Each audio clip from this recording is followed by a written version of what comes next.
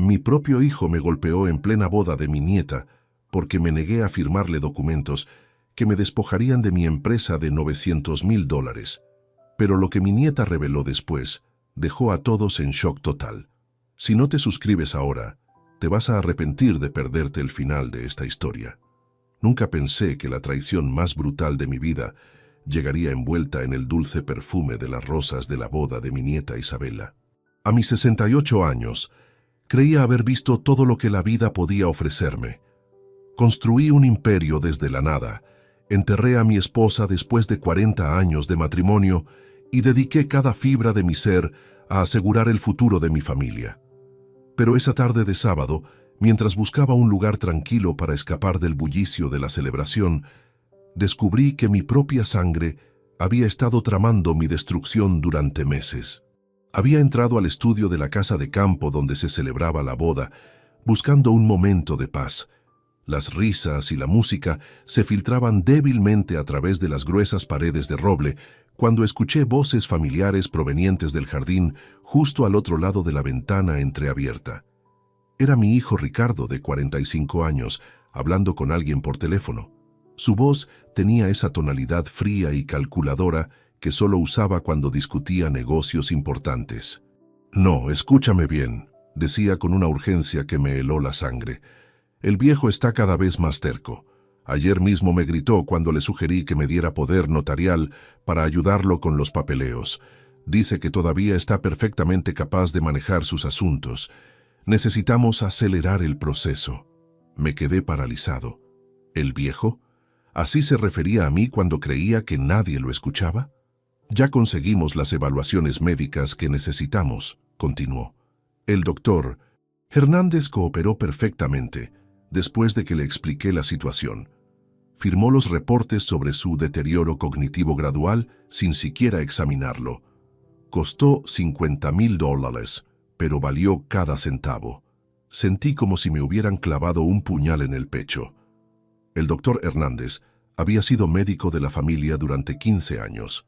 Lo había ayudado a establecer su clínica privada con un préstamo personal cuando los bancos le negaron el financiamiento. Y ahora había falsificado reportes médicos sobre mi salud mental a cambio de dinero. «Isabela está cumpliendo su parte perfectamente», siguió Ricardo. «Ha estado documentando cada vez que papá se olvida de algo o actúa confundido. Por supuesto, ella misma lo está confundiendo a propósito, cambiando citas de lugar, escondiendo documentos, ese tipo de cosas. Es muy inteligente, mi hija». El mundo se tambaló bajo mis pies. Isabela, mi nieta querida, la luz de mis ojos. La niña a quien había criado prácticamente solo después de que su madre muriera cuando ella tenía 8 años. La niña que me decía «abuelo» con tanto amor, que me abrazaba y me juraba que siempre cuidaría de mí. Ella estaba saboteando mi vida diaria para crear evidencia falsa de mi incapacidad mental. «El plan es simple», continuó Ricardo con una frialdad que me erizó la piel.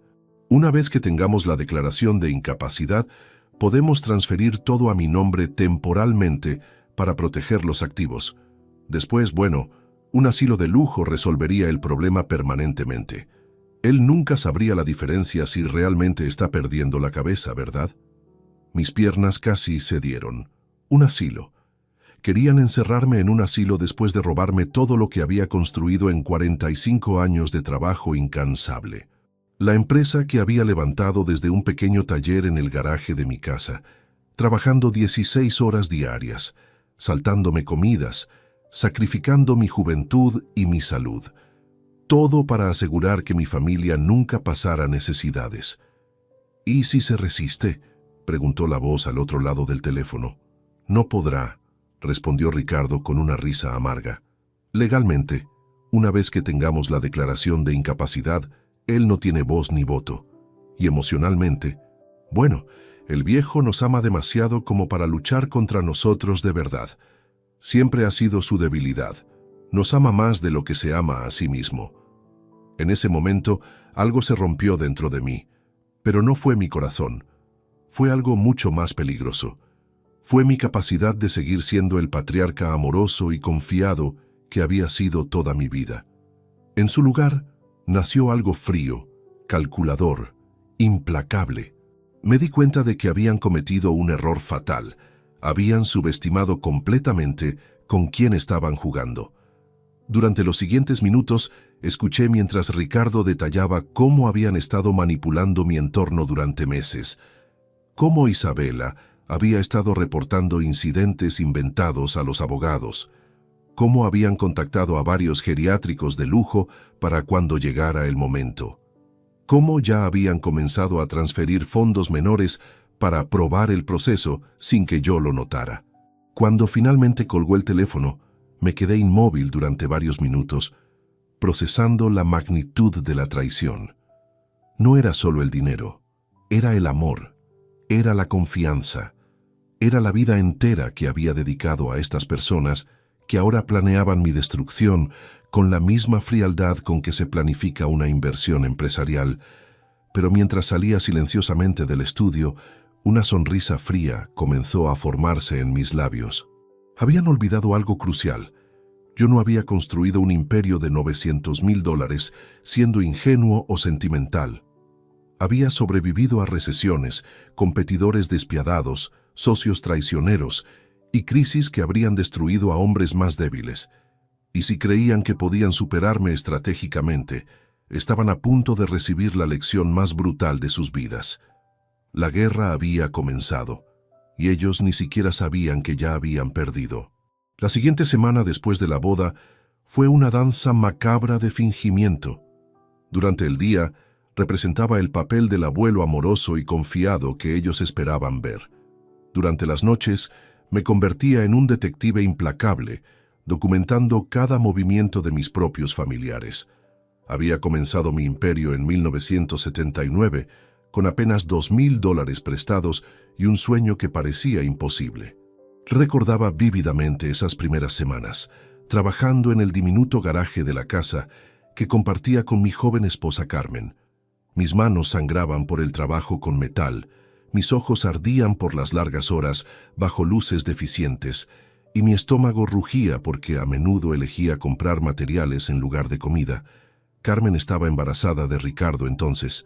Cada clavo que martillaba, cada soldadura que hacía, cada centavo que ahorraba, todo era por él, por el futuro que quería darle.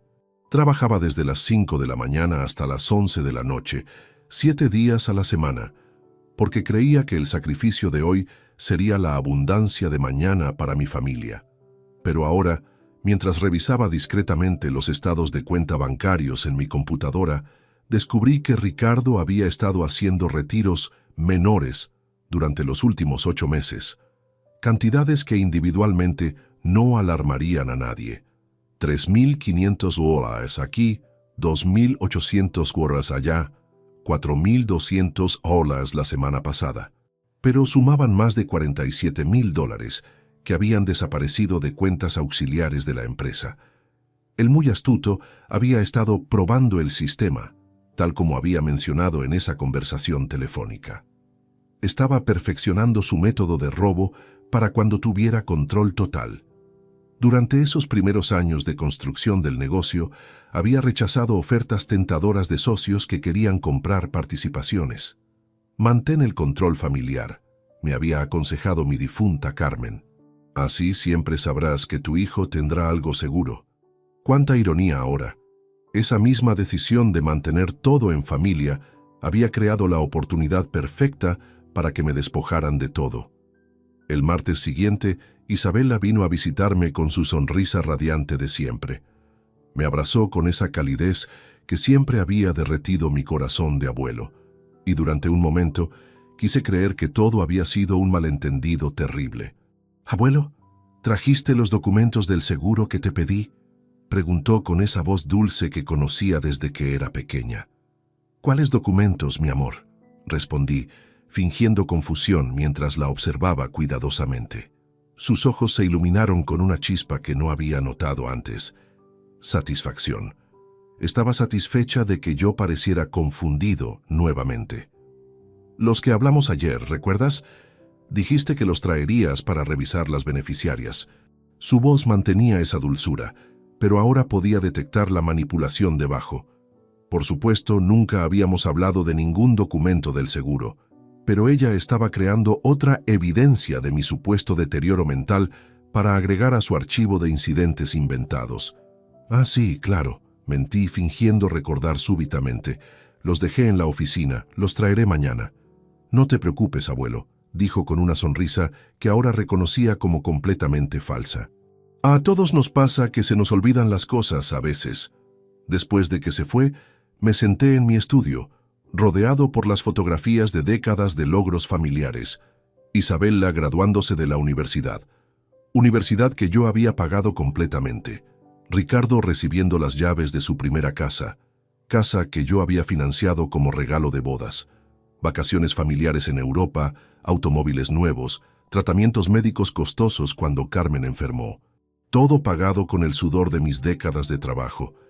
Había sacrificado mi juventud, mi salud, mis propios sueños, todo por ellos. Había trabajado durante las Navidades para que ellos pudieran tener regalos abundantes. Había cancelado mis pocas aficiones para reinvertir cada peso en el crecimiento de la empresa, que algún día sería su herencia. Y ahora descubría que mientras yo recordaba esos sacrificios con orgullo paternal, ellos los veían simplemente como su derecho natural. Peor aún, estaban impacientes por reclamar todo sin esperar a que yo muriera naturalmente. Esa noche, instalé discretamente cámaras de seguridad adicionales en mi casa y oficina. Si iban a documentar mi supuesto deterioro, yo documentaría su traición real. Contraté también a un investigador privado con referencias impecables. Si ellos tenían abogados trabajando en mi contra, yo tendría profesionales trabajando para proteger lo que había construido. El miércoles, mientras organizaba mis archivos financieros, encontré algo que me congeló la sangre. Una serie de consultas recientes a mi contador sobre planificación sucesoria de emergencia y transferencias por incapacidad. Consultas que yo nunca había autorizado, pero que habían sido hechas por Ricardo usando su poder limitado como vicepresidente de la empresa.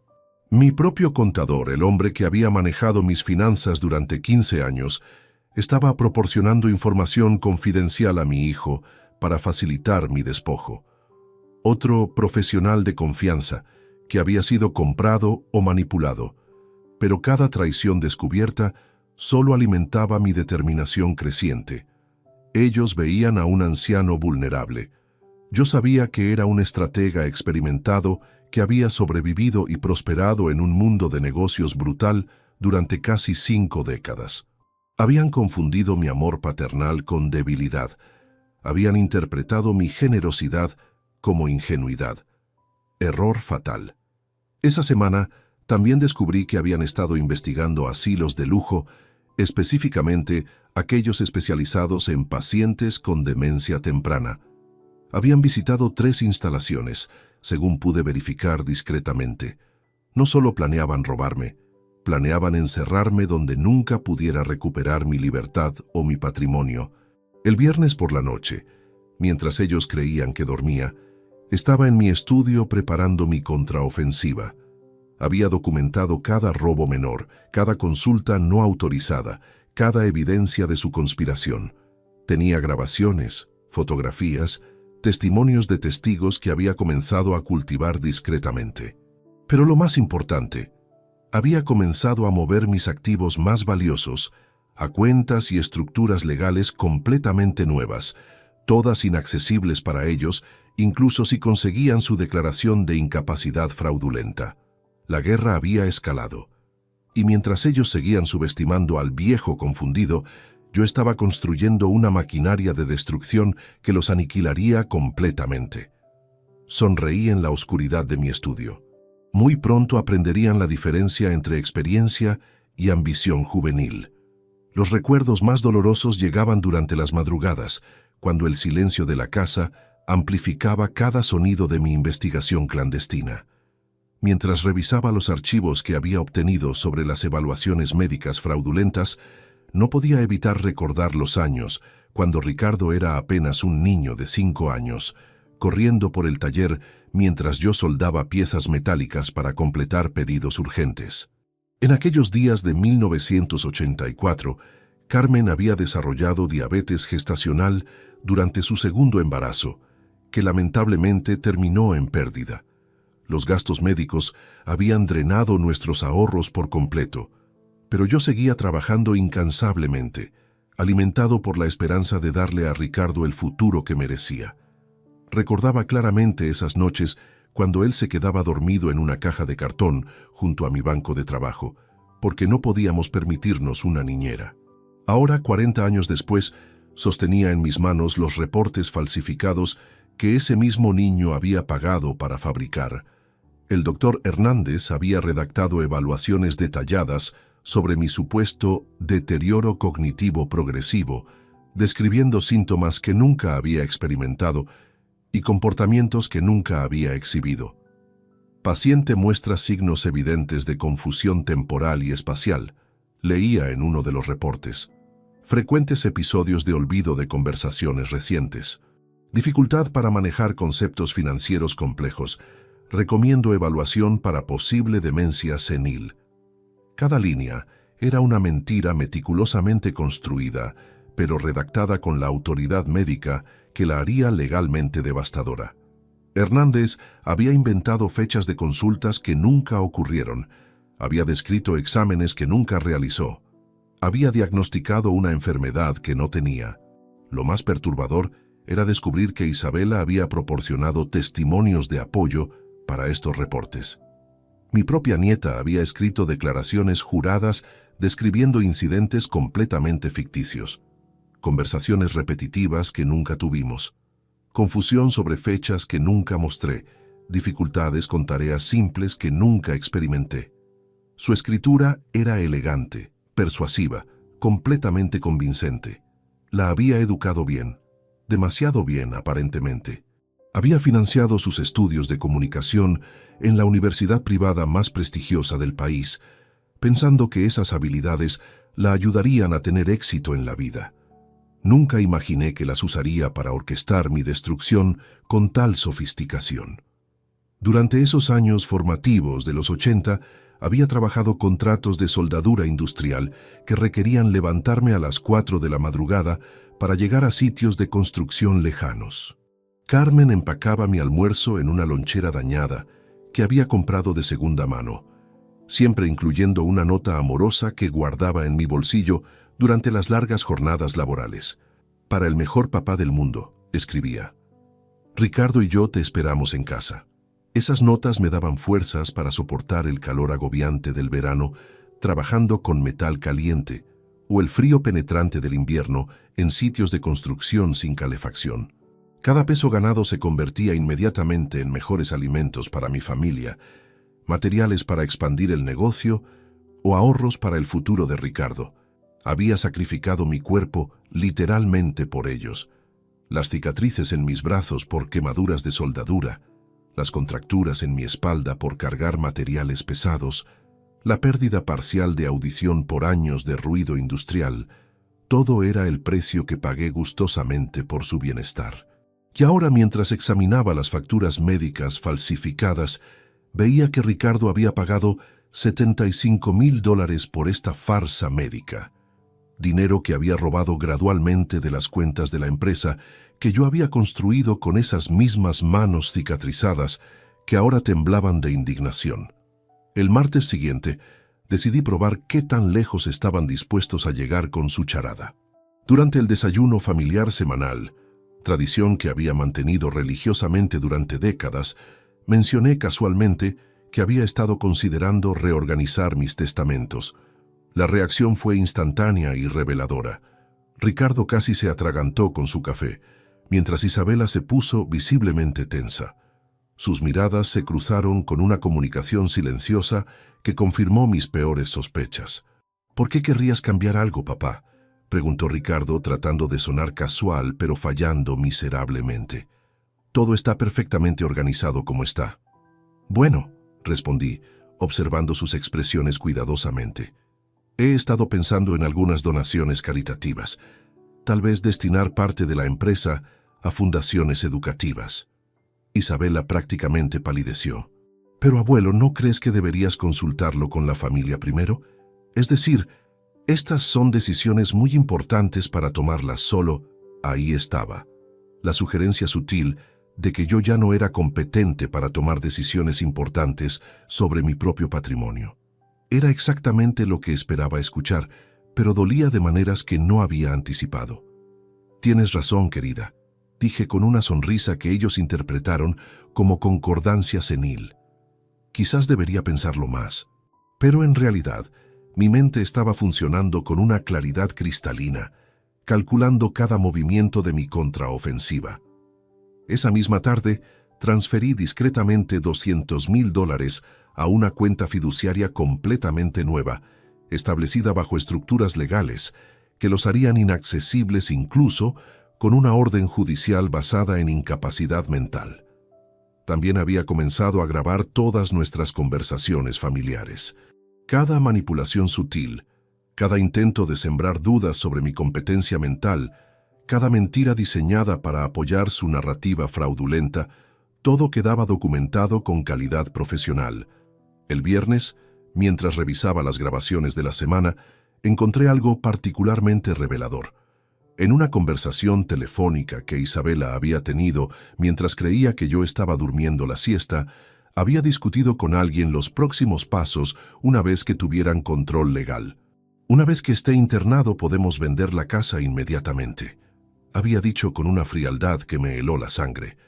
El mercado inmobiliario está en su punto más alto en años. Deberíamos obtener al menos $850,000 por la propiedad. Mi casa, la casa donde había criado a Ricardo, donde Carmen había muerto en mis brazos, donde cada habitación contenía recuerdos de una vida dedicada a mi familia. Planeaban venderla antes de que mi cuerpo estuviera frío en el asilo. Pero cada revelación dolorosa solo fortalecía mi resolución. Habían subestimado fatalmente a quien estaban enfrentando.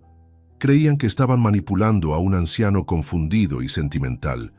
En realidad, estaban despertando a un depredador empresarial que había sobrevivido décadas de competencia brutal, mediante la estrategia, la paciencia y la capacidad de ejecutar venganzas absolutamente devastadoras. Su error sería legendario. Las madrugadas de marzo me transportaban inevitablemente a 1987, cuando tenía apenas 32 años y la ambición corría por mis venas como electricidad pura. Trabajaba desde las 5 de la mañana hasta las 11 de la noche, alimentándome únicamente de café negro y la feroz determinación de construir algo grandioso para mi familia. En aquellos días brutales pero esperanzadores, mis manos eran mi único capital real. Soldaba, cortaba, ensamblaba, pintaba, todo personalmente.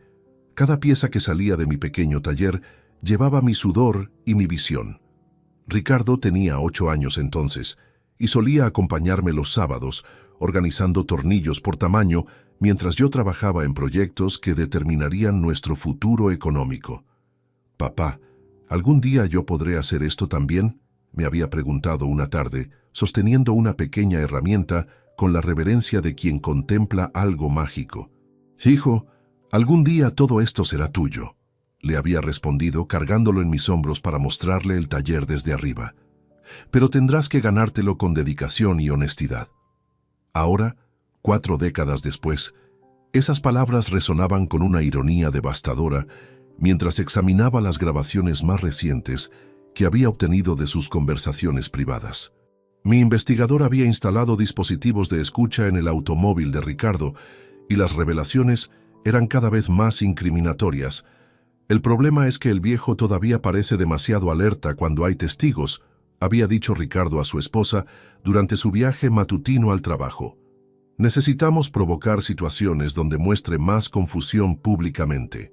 Su esposa, que siempre había sido cordial conmigo durante las reuniones familiares, respondió con una crueldad que me sorprendió. «¿Por qué no le cambias las fechas de las citas médicas? O mejor aún, programa 2 citas el mismo día y después actúa sorprendido cuando se confunda sobre cuál era la correcta». Estos eran mis familiares planeando sabotear mi vida cotidiana para fabricar evidencia de demencia. La mujer que había abrazado en su boda, a quien había regalado un collar de perlas de $15,000 como regalo de matrimonio, Estaba sugiriendo tácticas para destruir mi reputación mental.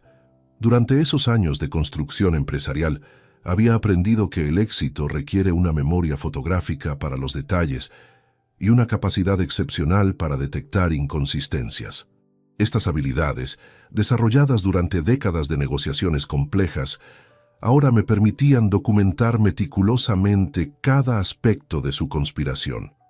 Había comenzado a llevar un registro horario de mis actividades diarias, fotografiando documentos importantes, grabando conversaciones telefónicas empresariales y manteniendo un diario detallado de mi estado mental y físico. Si querían jugar el juego de la competencia mental, tendría evidencia abrumadora de mi lucidez absoluta. El miércoles siguiente, Isabela llegó con una propuesta aparentemente inocente. «Abuelo, ¿te gustaría que te ayude a organizar tus medicamentos? He notado que a veces te confundes con las dosis». Por supuesto, nunca me había confundido con mis medicamentos. Tomaba únicamente 2 prescripciones menores para la presión arterial y había mantenido el mismo régimen durante años sin problemas. Pero ella estaba creando otra oportunidad para documentar mi supuesta incompetencia. «Eso sería muy útil, querida», respondí, fingiendo gratitud mientras activaba discretamente la grabadora en mi bolsillo. Durante la siguiente hora, la observé reorganizar deliberadamente mis medicamentos de manera confusa, cambiando etiquetas y mezclando frascos, todo mientras comentaba con preocupación fingida sobre mi olvido creciente de las instrucciones médicas. «Veo que has estado tomando estas pastillas en horarios inconsistentes», mentía descaradamente, aunque yo había mantenido un horario riguroso durante meses. «Deberíamos considerar un enfermero que te visite diariamente para asegurar que las tomes correctamente». Un enfermero, otro testigo potencial para sus archivos de evidencia de mi incapacidad. Cada sugerencia aparentemente bondadosa era en realidad otro paso hacia mi encarcelamiento legal y físico. Esa noche, mientras transcribía las grabaciones del día, recordé vívidamente las lecciones que había aprendido durante la recesión de 1991, cuando competidores despiadados habían intentado apropiarse de mis contratos más lucrativos mediante tácticas sucias. Había sobrevivido y prosperado en ese ambiente hostil, desarrollando una paciencia estratégica que mis enemigos siempre subestimaban. Dejaba que revelaran completamente sus planes antes de actuar. Permitía que se sintieran seguros, confiados, incluso triunfantes, mientras yo acumulaba evidencia devastadora que los destruiría cuando llegara el momento perfecto. El viernes, durante otra llamada interceptada, Ricardo discutía los detalles finales con su abogado. «Una vez que tengamos la declaración de incapacidad, ¿cuánto tiempo necesitaremos para transferir los activos principales? Con la documentación médica que han proporcionado, deberíamos poder completar las transferencias en 72 horas», respondió el abogado. «Después de eso, él legalmente no podrá revertir nada, incluso si recuperara la competencia mental». 72 horas. Habían calculado exactamente cuánto tiempo necesitarían para robar el trabajo de mi vida entera. La precisión de su plan era casi admirable, excepto por un detalle fatal. Habían subestimado completamente la capacidad de su víctima. Mientras ellos planeaban mi despojo en 72 horas, yo había estado preparando su aniquilación durante semanas. Tenía evidencia de fraude médico, conspiración, malversación de fondos y manipulación de ancianos. Tenía grabaciones, documentos, testigos y transferencias de activos que los dejarían completamente indefensos. Pero lo más importante, tenía la paciencia para esperar el momento perfecto para revelar todo. Y ese momento sería tan público, tan humillante, tan devastador, que nunca se recuperarían del impacto. La boda de Isabela se acercaba, y con ella la oportunidad perfecta para ejecutar la lección más brutal de sus vidas. Sonreí en la oscuridad de mi estudio, rodeado por décadas de fotografías familiares que ahora parecían testimonios de mi ingenuidad pasada. Muy pronto, esas mismas personas aprenderían por qué nunca se debe subestimar a alguien que construyó un imperio desde cero. Los documentos del asilo llegaron por correo certificado un martes gris de abril, dirigidos a Ricardo, pero entregados erróneamente a mi buzón. El destino, parecía, tenía un sentido del humor perverso. Mientras sostenía el sobre Manila entre mis manos temblorosas, no de edad, sino de furia contenida, recordé vívidamente el día que sostuve por primera vez el diploma universitario de mi hijo. Era 1998 y Ricardo había terminado su carrera en administración de empresas con honores. Yo había trabajado turnos dobles durante 5 años consecutivos para pagar esa educación privada prestigiosa, vendiendo incluso mi motocicleta clásica que había restaurado como hobby personal. Carmen había llorado de orgullo en la ceremonia de graduación, susurrando: «Nuestro muchacho tendrá oportunidades que nosotros nunca tuvimos». Había invertido $180,000 en su educación, no solo en colegiaturas, sino en vivienda, automóvil, gastos personales y hasta un viaje de estudios a Europa que consideraba esencial para su formación internacional. Cada cheque lo firmaba con la satisfacción de estar construyendo el futuro de mi heredero. Ahora, 26 años después, esa educación costosa se había convertido en las herramientas sofisticadas que estaba usando para planear mi destrucción.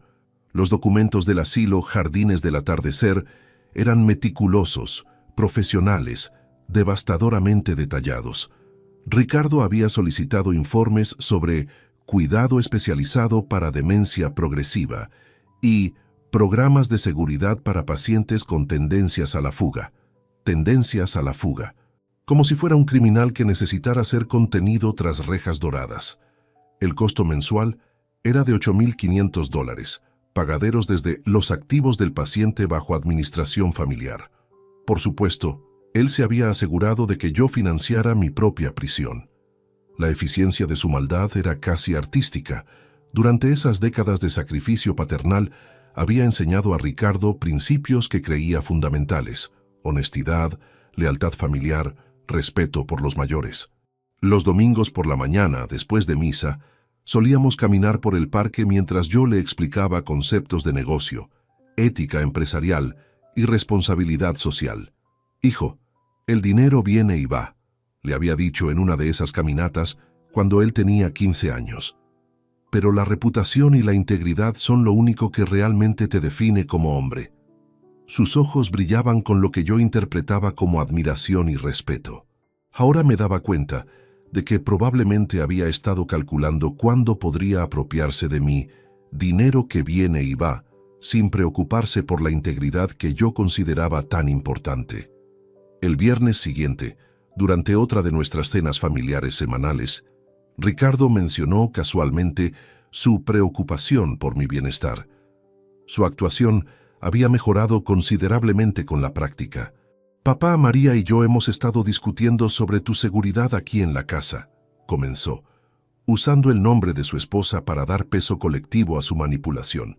«Esta casa es demasiado grande para una persona sola. Las escaleras podrían ser peligrosas si tienes un episodio de confusión». Un episodio de confusión. Habían desarrollado todo un vocabulario eufemístico para describir la demencia que yo supuestamente padecía. Además, continuó Isabela, apoyando perfectamente la narrativa de su padre, hemos encontrado algunas opciones de vivienda asistida realmente hermosas. Lugares donde tendrías compañía constante y cuidado médico especializado. Vivienda asistida. Otro eufemismo elegante para prisión geriátrica. Podrías mantener tu independencia, mintió Ricardo descaradamente, pero con la tranquilidad de saber que hay profesionales disponibles las 24 horas. Les seguí el juego con una actuación digna de premios. Bueno, supongo que podría considerar visitar algunos lugares solo para ver las opciones. Sus rostros se iluminaron con una satisfacción apenas contenida. Habían interpretado mi cooperación fingida como evidencia de que mi resistencia se estaba debilitando. En realidad, acababa de darles la cuerda suficiente para ahorcarse públicamente. Esa noche, mientras revisaba las grabaciones del día, encontré algo que me llenó de una determinación helada. En una conversación telefónica después de la cena, Ricardo había celebrado con alguien lo que consideraba un progreso significativo. El viejo está empezando a ceder, había dicho con una alegría que me revolvió el estómago. Creo que finalmente está aceptando que necesita ayuda especializada. Deberíamos poder moverlo dentro de 3 semanas. 3 semanas. Habían establecido una fecha límite para mi encarcelamiento. La precisión de su cronograma revelaba meses de planificación cuidadosa, no impulsos emocionales de preocupación familiar genuina. Durante los siguientes días, fingí considerar seriamente sus sugerencias, incluso pidiendo folletos de varios asilos que ellos habían preseleccionado. Cada folleto que revisaba en su presencia, cada pregunta que hacía sobre facilidades de cuidado, cada muestra de interés aparente, los llenaba de una confianza creciente que sería su perdición. Pero mientras ellos celebraban privadamente mi supuesta capitulación, yo estaba finalizando los aspectos más devastadores de mi contraofensiva. Había contratado a un bufete de abogados diferente, uno que se especializaba en casos de abuso de ancianos y fraude familiar, sin que ellos tuvieran la menor sospecha. También había comenzado a documentar meticulosamente mi capacidad mental y física mediante evaluaciones médicas independientes con especialistas que ellos no conocían. Tenía certificaciones neurológicas, psiquiátricas y cognitivas que demostraban inequívocamente mi competencia total, todas fechadas y notarizadas profesionalmente. El martes siguiente, Isabela llegó con contratos de poder legal limitado, que supuestamente me ayudarían con asuntos administrativos menores, mientras mantenía mi autonomía principal. Por supuesto, los documentos estaban redactados de tal manera que le otorgarían control prácticamente total sobre mis finanzas una vez firmados. Es solo para cosas pequeñas, abuelo. Mentía con esa sonrisa dulce que una vez había derretido mi corazón. Pagar facturas, hacer depósitos, cosas rutinarias que no deberías tener que preocuparte de manejar.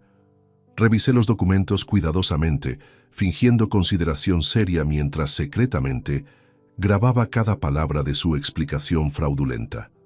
Después de 20 minutos de análisis teatral, dije: «Déjame pensarlo durante el fin de semana, querida». Su frustración momentánea fue deliciosa de observar, aunque la ocultó rápidamente tras otra sonrisa artificial. Esa noche, solo en mi estudio, sonreí con una satisfacción feroz mientras organizaba las últimas piezas de mi venganza perfecta. Tenía evidencia de fraude médico, conspiración criminal, malversación de fondos y abuso de ancianos. Tenía grabaciones, documentos, testimonios de testigos y evaluaciones médicas que demolerían completamente su casa de mentiras. Pero lo más importante, tenía la fecha perfecta para revelar todo. La boda de Isabela estaba programada para dentro de 2 semanas y sería el escenario perfecto para la humillación más pública y devastadora de sus vidas. Habían subestimado fatalmente a su víctima. Muy pronto descubrirían el costo real de traicionar a alguien que había sobrevivido y prosperado en un mundo despiadado durante 5 décadas. La madrugada del miércoles encontré los documentos más incriminatorios hasta ahora. Transferencias de propiedad ya redactadas, esperando únicamente mi firma o una orden judicial de incapacidad. Estaban escondidos en el maletín de Ricardo, que había dejado accidentalmente en mi casa después de nuestra última reunión familiar. Mi investigador privado había fotografiado cada página antes de devolverlo discretamente a su lugar. Mientras examinaba esos papeles bajo la luz de mi lámpara de escritorio, mi mente viajó inevitablemente a 1992, el año que había marcado el despegue definitivo de mi empresa. Acababa de conseguir el contrato más grande de mi carrera: la fabricación de estructuras metálicas para un complejo comercial de 20 pisos. Era un proyecto de $2.3 millones que requeriría expandir mi operación, contratar 40 empleados adicionales y arriesgar todo lo que había construido hasta entonces. Carmen estaba embarazada nuevamente, nuestro segundo intento después de la pérdida devastadora de 1984. Los médicos habían recomendado reposo absoluto y cuidados especiales que costaban $3,000 mensuales adicionales. Pero yo veía ese contrato como la oportunidad de asegurar no solo nuestro presente, sino el futuro de nuestros hijos por generaciones. Trabajé 120 horas semanales durante 8 meses consecutivos para cumplir ese contrato. Dormía 4 horas por noche en un catre instalado en la oficina del taller.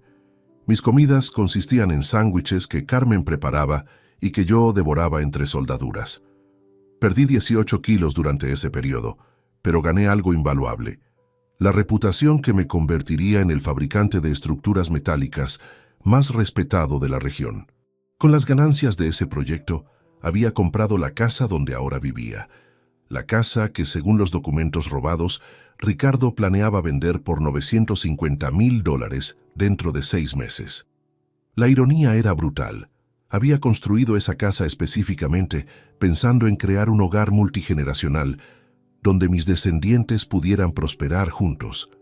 Había diseñado personalmente cada habitación, el estudio amplio, donde Ricardo podría manejar los aspectos administrativos del negocio familiar. La habitación principal en la planta baja para cuando Carmen y yo fuéramos mayores. Incluso una suite independiente para Isabela cuando decidiera mudarse con nosotros después de la universidad. Esta casa será el centro de nuestra dinastía familiar, le había dicho a Carmen mientras plantábamos el roble en el jardín frontal. Nuestros nietos jugarán bajo este árbol, y sus hijos también. Ahora ese mismo árbol, ya maduro y majestuoso, sería testigo de la subasta pública de la propiedad que había construido con tanto amor. Los documentos especificaban incluso los agentes inmobiliarios que ya habían contactado, las tasaciones preliminares que habían obtenido y los compradores potenciales que habían identificado. El jueves siguiente, durante nuestra reunión empresarial semanal, Ricardo presentó lo que llamó propuestas de modernización administrativa para la compañía. Su presentación de PowerPoint era profesional, convincente, aparentemente lógica y completamente diseñada para facilitar su futuro control total. Papá, creo que deberíamos consolidar todas las cuentas bancarias bajo un sistema de gestión centralizada, propuso con la confianza de quien cree que su víctima está completamente indefensa. Esto simplificaría enormemente los reportes fiscales y la planificación financiera. Por supuesto, esa consolidación le otorgaría acceso irrestricto a fondos que actualmente requerían mi autorización personal para cualquier movimiento significativo. También deberíamos considerar transferir la titularidad de algunos activos principales a una estructura corporativa más moderna, continuó, mostrando gráficos que hacían parecer inevitable su sugerencia. Esto nos protegería de responsabilidades legales potenciales y optimizaría nuestras obligaciones tributarias. Cada sugerencia sonaba razonable superficialmente, pero yo reconocía la estrategia. Estaba preparando el terreno legal para apropiarse de todo sin necesidad de declararme incompetente. Si conseguía que yo firmara esos cambios voluntariamente, ni siquiera necesitaría los reportes médicos fraudulentos. Son ideas interesantes, hijo, respondí con la sonrisa benévola que él esperaba ver. Déjame revisar los detalles durante el fin de semana. Su satisfacción era palpable. Creía que finalmente había encontrado la manera de obtener control sin el riesgo de un proceso legal complicado. En realidad, acababa de proporcionarme evidencia adicional de premeditación y manipulación que sería devastadora en los procedimientos judiciales que él no sabía que se aproximaban. Esa noche, mientras transcribía las grabaciones de nuestra reunión, descubrí algo que me llenó de una furia helada. En una conversación telefónica posterior con su esposa, Ricardo había celebrado lo que consideraba un triunfo estratégico. El viejo está mordiendo el anzuelo perfectamente, había dicho con una alegría que me revolvió las entrañas. Si firma estos documentos, no necesitaremos pasar por el proceso de incapacidad. Podemos tomar control inmediatamente y él nunca sabrá lo que pasó hasta que sea demasiado tarde. ¿Y si sospecha algo?, había preguntado su esposa. No lo hará, había respondido Ricardo con una arrogancia que selló su destino. Lleva meses mostrando signos de confusión. Para cuando se dé cuenta de lo que firmó, ya estaremos en control total y él estará seguramente internado. Seguramente internado. Habían progresado desde considerar el asilo como una opción hasta verlo como una certeza inevitable. Mi encarcelamiento ya no era parte de su plan, era su objetivo principal. El viernes, Isabela llegó con lo que describió como documentos de emergencia médica, que toda persona responsable debería tener preparados. Eran formularios de consentimiento para tratamientos médicos, autorización para decisiones de fin de vida y poderes hospitalarios que le otorgarían control total sobre mi cuidado médico. «Es solo por precaución, abuelo», mintió con esa dulzura venenosa que había perfeccionado. «Si alguna vez tuvieras una emergencia médica y no pudieras comunicar tus deseos, queremos asegurarnos de que respetemos exactamente lo que tú querrías».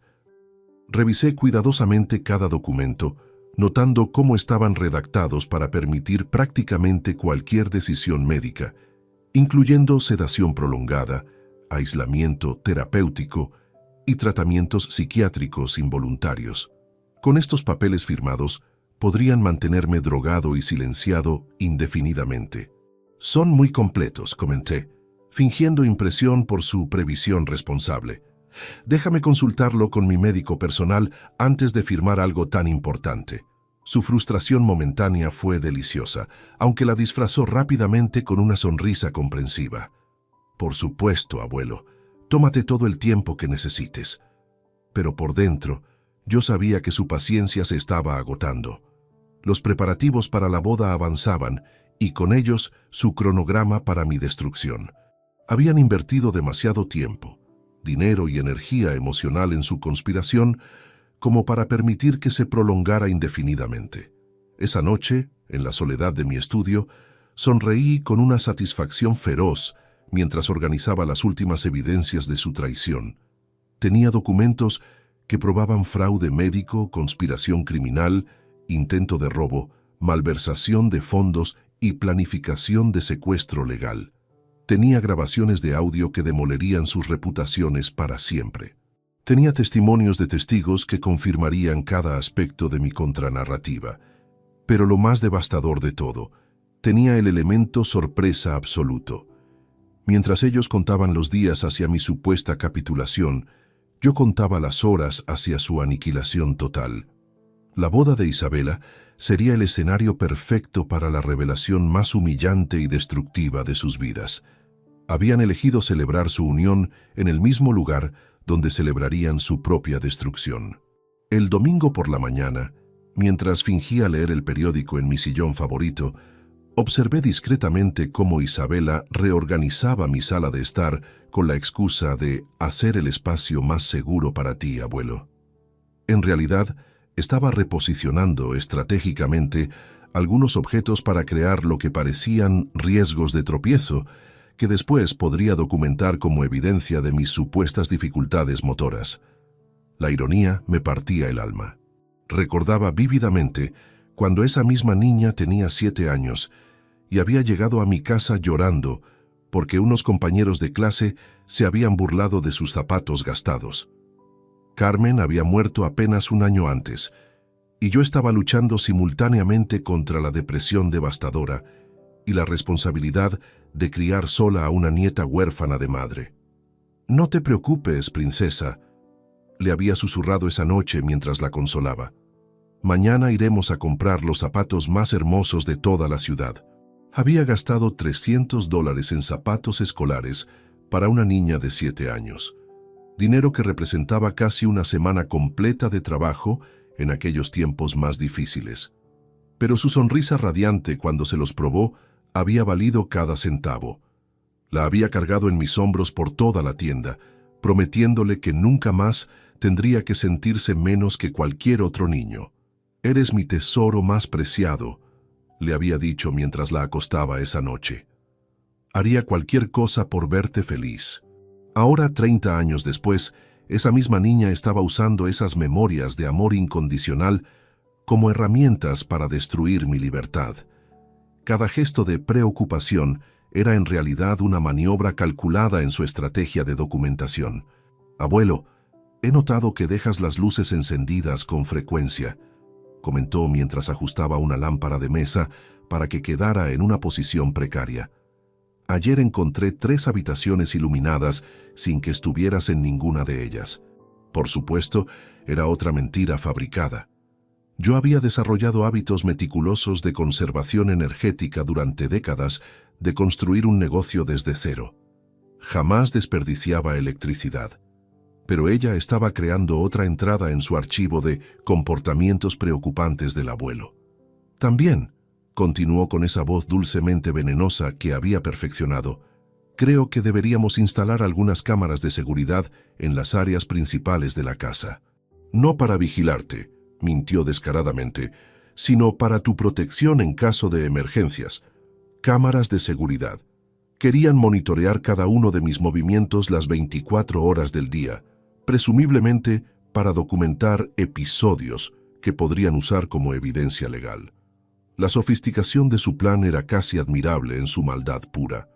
Durante las siguientes horas, la observé implementar lo que solo podía describir como sabotaje doméstico sistemático. Aflojó ligeramente una pata de mi mesa de comedor favorita para que se tambaleara cuando la usara. Reorganizó los libros en mi biblioteca personal para que pareciera desorganización mental.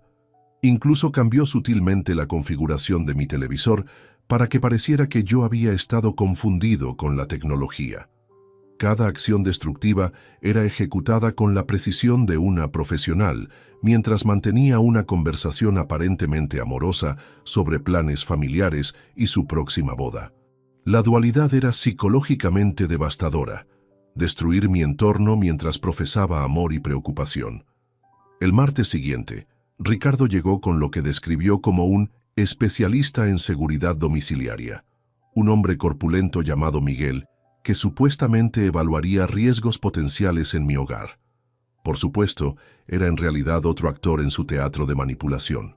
Señor Eduardo, dijo Miguel con una seriedad profesional perfectamente calibrada, he identificado varios aspectos de su hogar que podrían representar riesgos para alguien en su situación particular.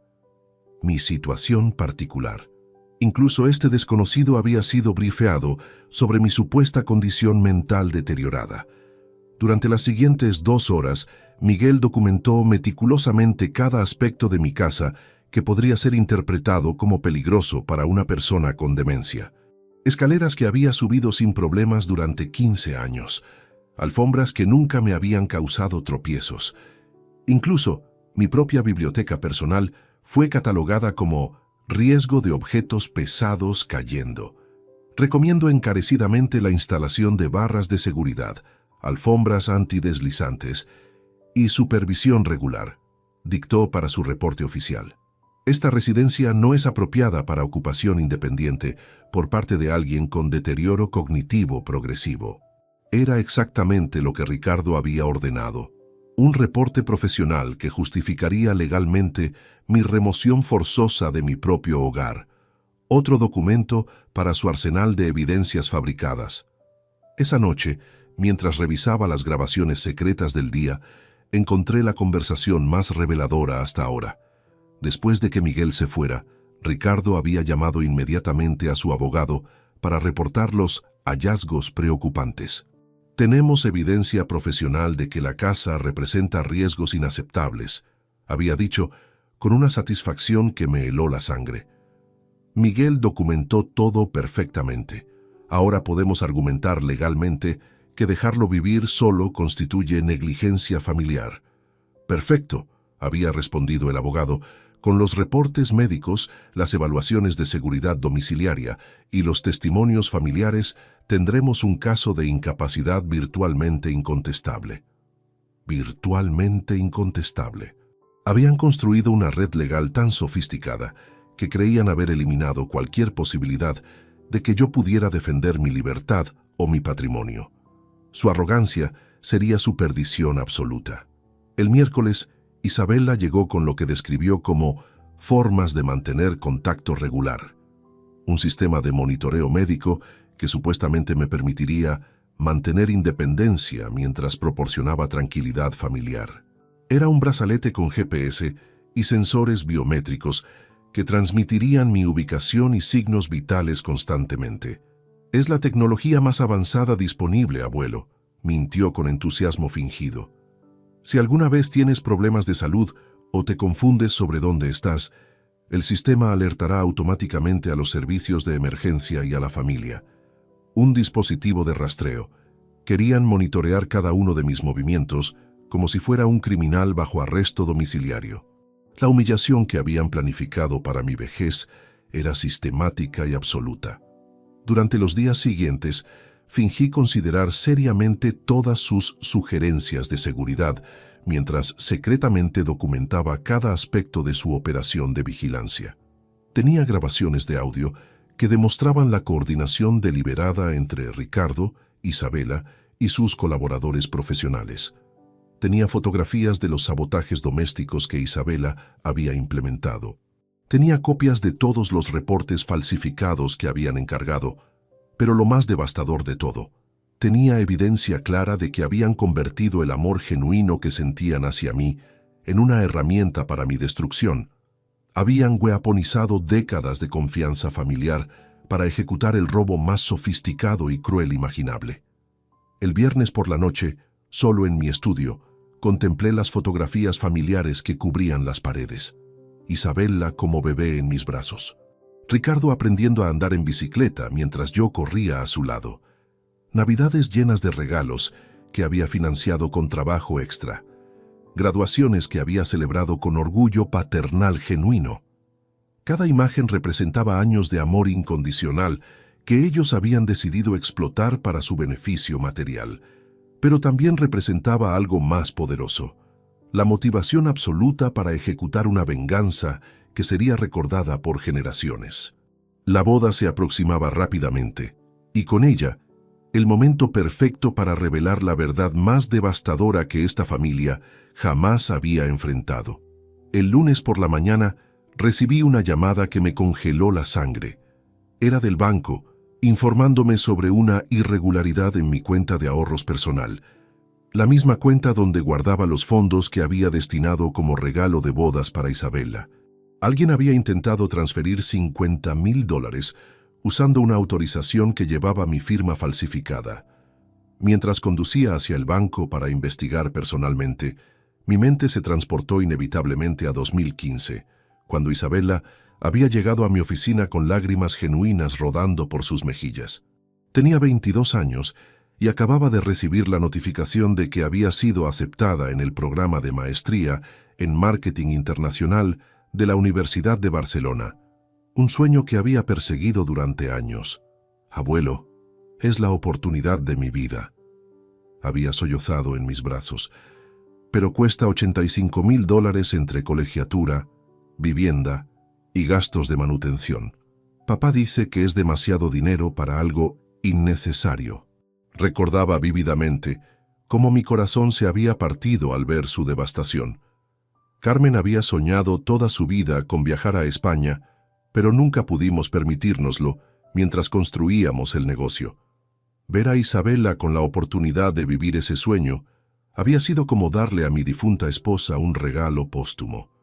«Princesa», le había dicho mientras secaba sus lágrimas con mi pañuelo, «tu educación nunca será innecesaria. Mañana mismo transferiremos el dinero completo». Había liquidado parte de mis inversiones personales para financiar esos 2 años en Barcelona. Cada mes le enviaba $2,500 adicionales para que pudiera vivir cómodamente, viajar por Europa durante los fines de semana y concentrarse completamente en sus estudios, sin preocupaciones económicas. Sus cartas desde España habían sido mi alegría durante esos años. Fotografías de museos que visitaba, restaurantes donde cenaba, viajes a Francia e Italia que había financiado sin cuestionamientos. «Gracias por hacer posible mi sueño, abuelo», escribía regularmente. «Prometo usar esta educación para hacer que te sientas orgulloso toda la vida». Ahora, 10 años después, esa educación costosa se había convertido en las herramientas sofisticadas que estaba usando para orquestar mi destrucción financiera. Los conocimientos de marketing internacional que había financiado se habían transformado en estrategias de manipulación psicológica dirigidas contra mí. En el banco, el gerente me mostró la documentación del intento de transferencia fraudulento. La firma falsificada era sorprendentemente precisa. Alguien había practicado extensivamente para replicar mi rúbrica, pero había pequeños errores técnicos que revelaban el engaño a ojos expertos. ¿Tiene alguna sospecha sobre quién podría haber intentado esto?, preguntó el gerente con preocupación profesional genuina. Estoy investigando varias posibilidades, respondí, manteniendo mi expresión neutral mientras fotografiaba secretamente todos los documentos. ¿Podrían proporcionarme copias de toda la documentación relacionada? Durante el viaje de regreso a casa, llamé discretamente a mi investigador privado para reportar este nuevo desarrollo. La falsificación de documentos bancarios era un delito federal que añadiría años de prisión potencial a los cargos que ya estaba compilando contra ellos. Esa tarde, Isabela llegó para nuestra sesión de planificación de boda semanal, reuniones que había insistido en mantener para involucrar al abuelo en todos los detalles importantes. Por supuesto, ahora sabía que estas reuniones eran en realidad oportunidades para documentar mi supuesto deterioro mental mediante conversaciones confusas que ella provocaba deliberadamente. «Abuelo, ¿recordaste traer el cheque para el catering que discutimos?», preguntó con esa sonrisa radiante que una vez había iluminado mis días más oscuros. Naturalmente, nunca habíamos discutido ningún cheque para catering.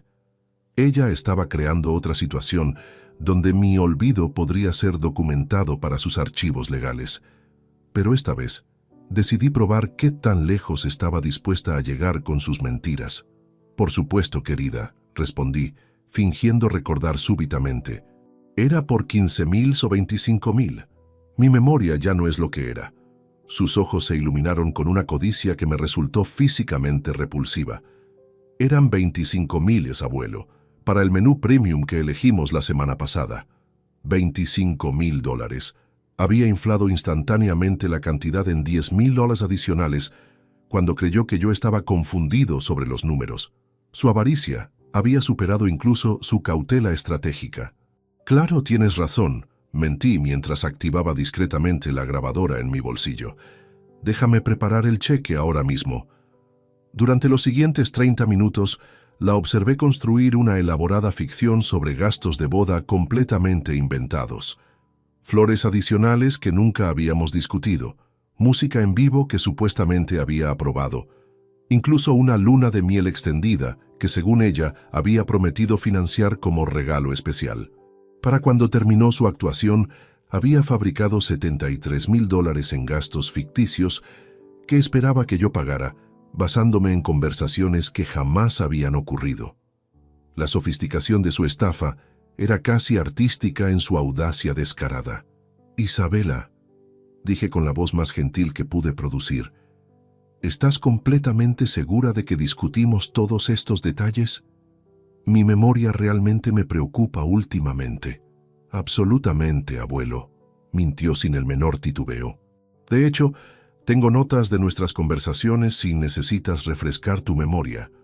Notas. Había fabricado documentación escrita de conversaciones imaginarias para respaldar sus reclamaciones financieras fraudulentas. El nivel de premeditación era escalofriante. Esa noche, mientras transcribía las grabaciones del día, encontré algo que me llenó de una furia helada. En una llamada telefónica posterior, Isabela había celebrado con alguien lo que consideraba un éxito estratégico mayor. «El viejo está empezando a firmar cheques sin hacer preguntas», había dicho con una alegría que me revolvió las entrañas. «Su confusión sobre los números está empeorando rápidamente. Podríamos drenar sus cuentas líquidas mucho antes de lo planeado». «¿Cuánto crees que puedes extraer antes de la boda?», había preguntado la voz al otro lado de la línea.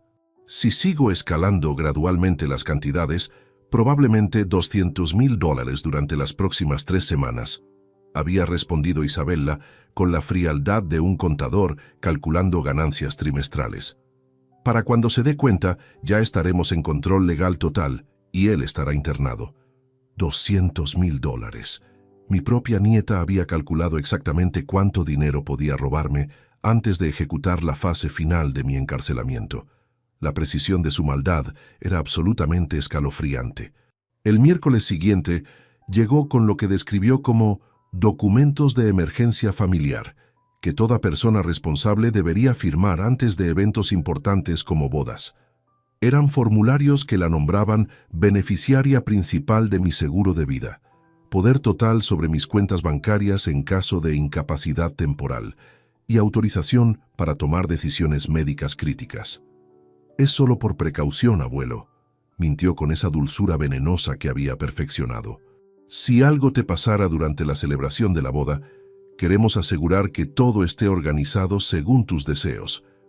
Revisé cuidadosamente cada documento, notando cómo estaban redactados para transferir prácticamente todos mis activos a su control inmediato una vez firmados. Con estos papeles, podría vaciar mis cuentas bancarias, vender mis propiedades y tomar control de mi empresa sin necesidad de procesos legales complicados. «Son muy completos», comenté, fingiendo impresión por su organización responsable. «Déjame revisarlos con mi abogado antes de firmar algo tan importante». Su frustración fue momentáneamente visible antes de disfrazarla con una sonrisa comprensiva. «Por supuesto, abuelo, pero recuerda que la boda es en 10 días. Necesitamos tener todo preparado antes de la ceremonia». 10 días.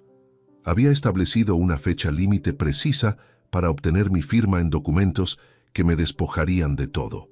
La urgencia artificial revelaba que su cronograma de destrucción estaba acelerándose peligrosamente. Esa noche, en la soledad de mi estudio, contemplé una fotografía de Isabela a los 15 años, el día que había ganado su primer concurso de debate escolar. Yo había estado en primera fila, aplaudiendo con orgullo paternal, mientras ella recibía su trofeo. «Dedicó este premio a mi abuelo», había dicho desde el podium, quien me enseñó que las palabras tienen poder para cambiar el mundo. Ahora, 15 años después, estaba usando ese mismo poder de las palabras para construir la prisión legal que me encerraría para siempre. Pero había olvidado algo crucial. Yo le había enseñado ese poder y conocía íntimamente sus fortalezas y debilidades. La boda se aproximaba rápidamente y con ella el momento perfecto para demostrar quién realmente había dominado el arte de usar las palabras para cambiar el mundo. El jueves por la mañana, mientras revisaba los últimos movimientos bancarios sospechosos, recibí una revelación que cambiaría completamente mi estrategia de contraataque. Mi contador personal, el mismo que había estado filtrando información confidencial a Ricardo, había cometido un error fatal. Había enviado por error a mi dirección un reporte destinado a mi hijo, detallando el plan completo para liquidar sistemáticamente todos mis activos. Mientras leía ese documento de 20 páginas, mi memoria se transportó inevitablemente a 1995, el año que había marcado la consolidación definitiva de mi imperio empresarial. Acababa de firmar un contrato de exclusividad con la constructora más grande del país, asegurando trabajo constante por los próximos 10 años. Era el momento que había estado esperando desde que soldé mi primera viga metálica en aquel garaje diminuto. Recordaba vívidamente la conversación que tuve con Carmen esa noche, mientras celebrábamos con una botella de vino barato en nuestra cocina modesta. «Eduardo», me había dicho con lágrimas de felicidad en los ojos, «finalmente podremos darle a Ricardo y a nuestros futuros nietos todo lo que nunca tuvimos». Había trabajado durante 15 años consecutivos sin tomar vacaciones, reinvirtiendo cada peso de ganancia en maquinaria más avanzada, contratando los mejores ingenieros disponibles, expandiendo las instalaciones hasta convertir mi pequeño taller en una operación industrial de clase mundial. Todo porque quería crear un legado que trascendiera generaciones. «Esta empresa será el regalo más grande que podamos dejarles», había prometido a Carmen, mientras diseñábamos los planos para la nueva planta de producción. «Nuestros descendientes nunca tendrán que luchar como nosotros luchamos». Ahora, 30 años después, ese mismo legado se había convertido en el botín que mis descendientes planeaban dividirse mientras yo aún respiraba. El reporte del contador detallaba meticulosamente cómo liquidar la empresa por partes, vender la maquinaria especializada, transferir los contratos a competidores, despedir a los empleados que había tratado como familia durante décadas. Lo más doloroso era descubrir que ya habían identificado compradores potenciales para cada división de la empresa. Ricardo había estado manteniendo conversaciones secretas con 3 compañías rivales, subastando efectivamente los diferentes aspectos de mi vida laboral al mejor postor. La división de estructuras residenciales puede venderse a Construcciones Herrera por $340,000, leía en el reporte. La maquinaria industrial tiene un valor de liquidación estimado de $180,000.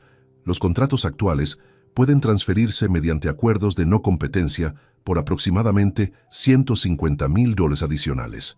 Habían reducido 40 años de mi vida a líneas numéricas en una hoja de cálculo. Cada máquina que había comprado con sacrificio personal, cada contrato que había negociado con orgullo profesional, cada innovación que había desarrollado mediante años de experimentación, todo se había convertido en commodities para su enriquecimiento rápido. Esa tarde, fingí una llamada confusa a mi banco, preguntando sobre transacciones que supuestamente no recordaba haber autorizado. Por supuesto, era una actuación diseñada para que Ricardo, quien estaba visitándome casualmente, pudiera escuchar y documentar otro episodio de mi aparente deterioro mental.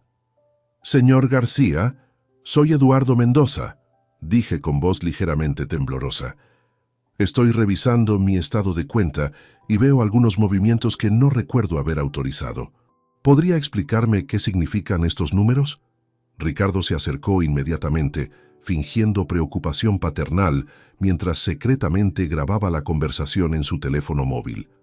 «Papá, ¿necesitas ayuda con esos papeles bancarios?». «Sí, hijo», respondí con la vulnerabilidad que él esperaba escuchar. «Estos números son muy confusos para mí. ¿Podrías revisarlos y explicarme qué significan?». Durante la siguiente hora, lo observé ayudarme a entender mis propias finanzas, creando deliberadamente más confusión mientras documentaba cada momento de mi supuesta incompetencia. Su actuación de hijo preocupado era Oscar-worthy, excepto por los destellos ocasionales de satisfacción que no podía ocultar completamente. «Papá, creo que deberías considerar seriamente permitir que maneje estos asuntos financieros por ti», sugirió con la suavidad de quien ofrece un favor genuino. «Es demasiado estrés para alguien en tu situación». Mi situación. Incluso él había adoptado ese eufemismo condescendiente para referirse a mi supuesta demencia. Esa noche, mientras transcribía las grabaciones del día, descubrí la conversación más incriminatoria hasta ese momento. Ricardo había llamado inmediatamente a su abogado después de nuestra sesión de ayuda financiera para reportar lo que consideraba evidencia definitiva de mi incapacidad. Grabé todo perfectamente, había dicho con una excitación que me produjo náuseas. No pudo entender conceptos bancarios básicos que ha manejado durante décadas. Incluso se confundió sobre el saldo de su cuenta principal. Es exactamente lo que necesitábamos para el proceso de incapacidad. «Excelente», había respondido el abogado. «Con esta evidencia adicional podemos proceder con la petición judicial la próxima semana. Una vez que tengamos la orden de incapacidad, tendrán 72 horas para completar todas las transferencias de activos. 72 horas. El cronograma para robar mi vida entera se había acelerado a menos de 3 días una vez que obtuvieran la declaración legal que buscaban. El viernes, Isabela llegó con lo que describió como la sorpresa más especial para el abuelo más maravilloso del mundo. Era un álbum de fotografías que había preparado como regalo de agradecimiento por todo lo que había hecho por ella durante su vida. Mientras hojeaba esas páginas cuidadosamente organizadas, cada imagen era un puñal emocional dirigido directamente a mi corazón paternal. Isabela bebé en mis brazos el día que nació. Isabela de 5 años montando la bicicleta rosa que le había regalado para su cumpleaños. Isabela graduándose de preparatoria con la beca de excelencia académica que había financiado mediante tutorías privadas. Cada fotografía representa un momento en que me demostraste amor incondicional, abuelo, dijo con lágrimas que parecían completamente genuinas. Quiero que sepas cuánto significa para mí todo lo que has sacrificado por nuestra familia. Sus palabras eran perfectas, su emoción parecía auténtica, su gratitud sonaba sincera. Si no hubiera sabido la verdad sobre sus planes, habría estado conmovido hasta las lágrimas por su gesto aparentemente amoroso. También preparé esto, continuó, entregándome un sobre elegante. Es una carta explicando exactamente cómo me has ayudado a convertirme en la mujer que soy hoy. Abrí la carta con manos deliberadamente temblorosas, fingiendo la emotividad que ella esperaba provocar. Pero mientras leía sus palabras elocuentes sobre mi amor paternal y mis sacrificios generosos, sabía que cada línea era parte de su estrategia para desarmar mis defensas emocionales antes del golpe final. Querido abuelo, comenzaba la carta, no existen palabras suficientes para expresar mi gratitud por los incontables sacrificios que has hecho por mí. Tu amor ha sido la constante más hermosa de mi vida, y tu generosidad ha hecho posible cada uno de mis logros. Cada palabra estaba calculada para maximizar mi vulnerabilidad emocional. Estaba weaponizando décadas de amor genuino como preparación psicológica para el momento cuando me pediría firmar los documentos que completarían mi destrucción. Esa noche, en la soledad de mi estudio, contemplé el álbum de fotografías mientras escuchaba las grabaciones de audio que habían revelado sus planes reales. La juxtaposición era psicológicamente devastadora. Imágenes de amor paternal auténtico, acompañadas por evidencia de traición calculada. Pero en lugar de depresión, sentí una claridad cristalina sobre lo que tenía que hacer. Habían cometido el error estratégico más fatal posible. Habían subestimado completamente la capacidad de venganza de alguien que había construido un imperio mediante la supervivencia en un mundo empresarial brutal. Durante las próximas horas, finalicé los aspectos más devastadores de mi contraofensiva. Había transferido secretamente $400,000 a cuentas offshore completamente inaccesibles para ellos. Había reestructurado la propiedad de mi empresa mediante fideicomisos legales que los excluían permanentemente. Había compilado evidencia de fraude, conspiración y abuso de ancianos que los enviaría a prisión por años. Pero lo más importante, había elegido el momento y lugar perfectos para revelar todo. La boda de Isabela en menos de una semana sería el escenario para la humillación más pública y devastadora que esta familia jamás había presenciado. Sonreí en la oscuridad, rodeado por décadas de fotografías familiares que ahora representaban testimonios de mi ingenuidad pasada. Muy pronto, esas mismas personas descubrirían el costo real de traicionar a alguien que había sobrevivido y prosperado mediante 5 décadas de competencia despiadada. La guerra estaba a punto de terminar, y yo había ganado antes de que ellos siquiera se dieran cuenta de que había comenzado. El sábado por la mañana, 5 días antes de la boda, recibí la llamada que confirmaría definitivamente la fecha de mi supuesta destrucción. Era del doctor Hernández, el médico corrupto que había falsificado mis evaluaciones, informándome sobre una cita de seguimiento urgente programada para el lunes por la mañana, cita que yo jamás había solicitado. Señor Mendoza, necesitamos revisar los resultados de sus exámenes neurológicos recientes, mintió con una profesionalidad ensayada. He detectado algunas irregularidades que requieren atención inmediata. Por supuesto, no había habido exámenes neurológicos recientes. Esta era la cita donde oficialmente diagnosticaría mi incapacidad mental severa, proporcionando el documento médico final que Ricardo necesitaba para el proceso judicial del martes. El cronograma de mi aniquilación se había acelerado brutalmente. Mientras colgaba el teléfono, mi mente viajó inevitablemente a 1988, el año que había definido mi filosofía sobre la generosidad familiar. Carmen había sido diagnosticada con artritis reumatoide severa, una condición que requería tratamientos experimentales costosos no cubiertos por nuestro seguro médico básico. Recordaba vívidamente la conversación con el especialista en el Hospital San José. Señor Mendoza, este tratamiento podría darle a su esposa décadas adicionales de vida sin dolor, había explicado el doctor. pero cuesta $45,000 anuales durante al menos 5 años. $225,000. Era prácticamente todo lo que había ahorrado durante 10 años de trabajo incansable. Pero cuando miré a Carmen, sentada en esa silla de ruedas con los ojos llenos de dolor silencioso, la decisión fue instantánea. «Doctor, comenzamos el tratamiento inmediatamente», había declarado sin titubear. «Mi esposa vale más que cualquier cantidad de dinero». Había liquidado mis inversiones personales, hipotecado la casa, incluso vendido mi automóvil y comenzado a caminar al trabajo para pagar esos tratamientos.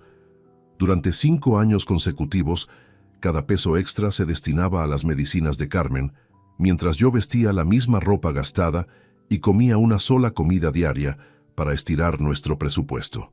Pero funcionó. Carmen vivió 15 años adicionales prácticamente sin dolor, años durante los cuales pudo ver crecer a Isabela, celebrar nuestro aniversario número 30 y acompañarme en la expansión del negocio hasta convertirlo en el imperio que ahora planeaban robarme. Eduardo, me había susurrado en su lecho de muerte en 2003, promete que siempre cuidarás de nuestra familia como me cuidaste a mí. Había cumplido esa promesa con una dedicación que ahora reconocía como fanatismo autodestructivo. Después de la muerte de Carmen, Isabela se había convertido en mi razón de vivir. Cada capricho que expresaba, cada sueño que mencionaba, cada oportunidad que se presentaba, yo la financiaba inmediatamente sin cuestionamientos. Los $85,000 para su maestría en Barcelona eran apenas el inicio. Había pagado $35,000 adicionales para que pudiera extender su estadía 6 meses después de graduarse, explorando oportunidades profesionales europeas. Había financiado su automóvil de lujo cuando regresó, su apartamento en el distrito más exclusivo de la ciudad, incluso las vacaciones anuales a destinos exóticos que compartía en redes sociales. Durante 20 años había dicho sí a cada solicitud financiera, sin importar el costo personal. Cuando Isabela quería algo, yo encontraba la manera de proporcionárselo, incluso si significaba trabajar horas extra o posponer mis propios gastos básicos.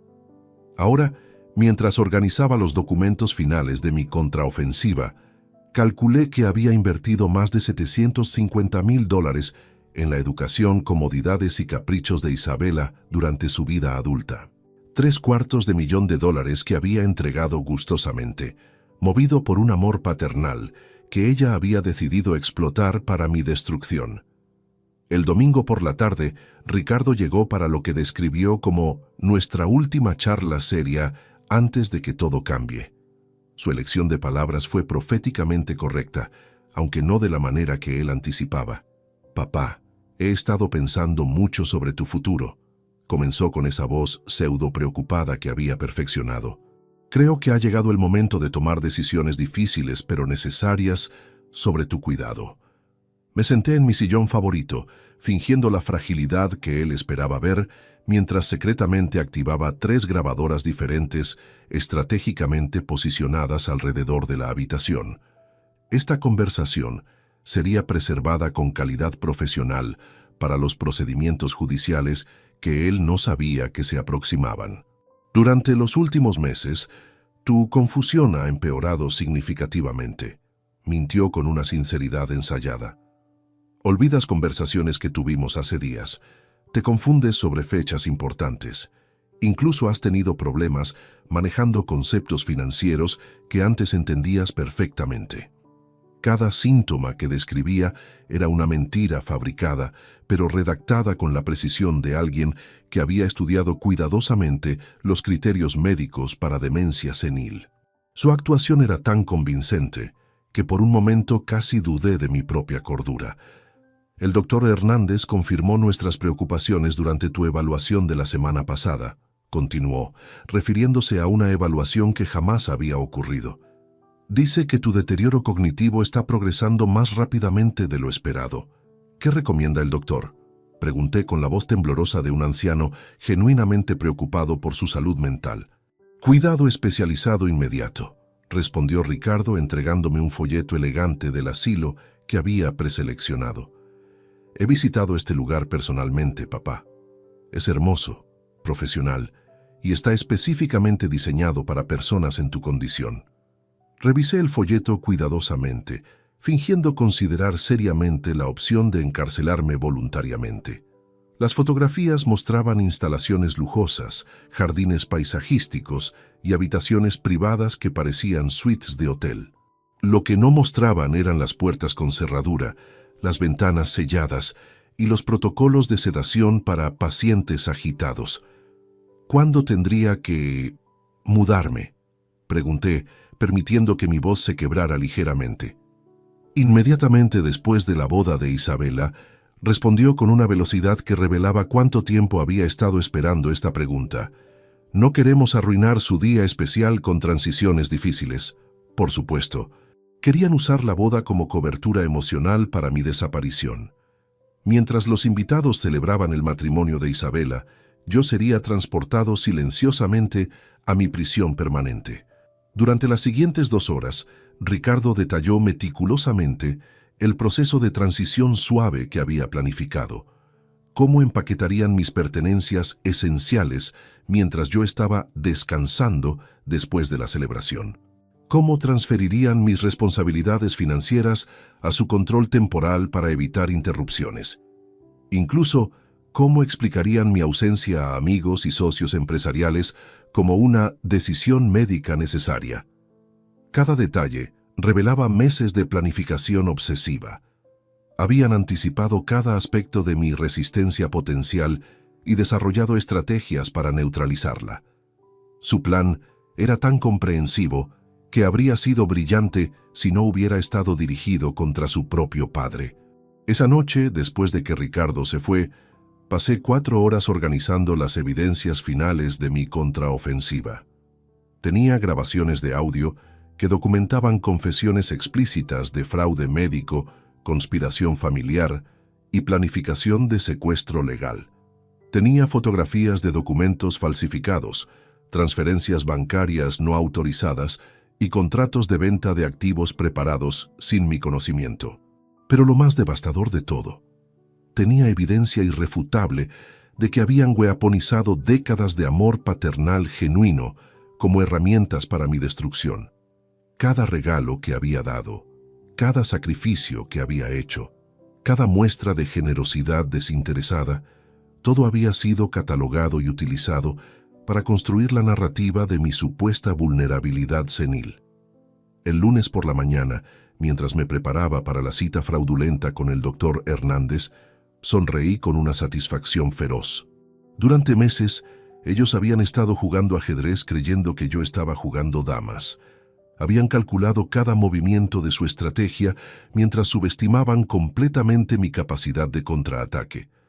En menos de 24 horas, durante la boda que Isabela había planeado como celebración de su futuro próspero, financiado por mi despojo, ejecutaría la revelación más devastadora y humillante que esta familia jamás había presenciado. Habían olvidado que no se construye un imperio de $900,000 siendo ingenuo o sentimental. Habían confundido mi amor paternal con debilidad senil, y estaban a punto de aprender la lección más brutal de sus vidas sobre la diferencia entre generosidad y estupidez.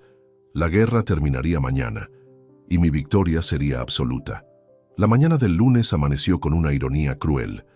Era el último día que Ricardo e Isabela creerían que tenían control total sobre mi destino. Mientras me vestía para la cita fraudulenta con el doctor Hernández, cada prenda de ropa que me ponía se sentía como armadura de guerra. Hoy sería el día que finalizaría mi preparación para la batalla más importante de mi vida. El consultorio del doctor Hernández olía a desinfectante y traición. Durante 20 minutos lo observé actuar el papel del médico preocupado, mientras realizaba exámenes completamente innecesarios, fabricando síntomas que yo no tenía y documentando comportamientos que jamás había exhibido. Señor Mendoza, me temo que sus síntomas han progresado considerablemente desde nuestra última consulta, mintió mientras garabateaba notas en un expediente que contenía evaluaciones de citas que nunca habían ocurrido. Su desorientación temporal se ha intensificado y he observado signos preocupantes de agitación paranoica. Agitación paranoica. Habían añadido un diagnóstico psiquiátrico a mi supuesta demencia para justificar sedación forzosa si intentaba resistir mi encarcelamiento. La sofisticación médica de su conspiración era verdaderamente impresionante en su maldad pura. «Doctor», pregunté con la voz temblorosa de un anciano genuinamente asustado, «¿qué significa esto para mi independencia?» Sus ojos brillaron con una satisfacción apenas contenida mientras pronunciaba las palabras que Ricardo había pagado $75,000 para escuchar. «Me temo que ya no es seguro para usted vivir solo, señor Mendoza. Recomiendo cuidado especializado inmediato en un ambiente controlado». Firmó los documentos de incapacidad mental con una flourish teatral, sellando oficialmente mi supuesta incompetencia. Pero mientras lo hacía, yo activé discretamente la grabadora de audio de alta definición que llevaba oculta en mi chaqueta. Cada palabra de su diagnóstico fraudulento quedaría preservada para los fiscales federales que ya habían comenzado a investigar sus prácticas médicas corruptas. Durante el viaje de regreso a casa, llamé a mi investigador privado para confirmar que todos los elementos finales de mi contraofensiva estaban en posición. Las autoridades federales habían sido discretamente informadas sobre el fraude médico. Los medios de comunicación tenían copias de las evidencias más explosivas, programadas para publicación inmediatamente después de mi revelación pública. Incluso había contactado a varios de los invitados más prominentes de la boda para asegurar que la audiencia fuera lo más devastadoramente amplia posible. Esa tarde, Isabela llegó radiante con emoción prematrimonial, llevando el vestido de novia para una sesión de fotografías familiares íntimas que quería realizar antes de la ceremonia del día siguiente. Su belleza era indiscutible, su alegría parecía genuina, su amor aparente por mí se sentía auténtico, todo lo cual hacía su traición aún más psicológicamente devastadora. «Abuelo, quería tener algunas fotografías especiales contigo antes de la boda», dijo mientras organizaba el equipo fotográfico profesional que había traído. «Estas imágenes representarán el amor que hemos compartido durante toda mi vida». Me senté en mi sillón favorito, fingiendo la emoción paternal que ella esperaba, mientras secretamente documentaba cada momento de esta sesión fotográfica final. Estas serían las últimas imágenes de nuestra relación antes de que descubriera quién era yo realmente cuando me subestimaban.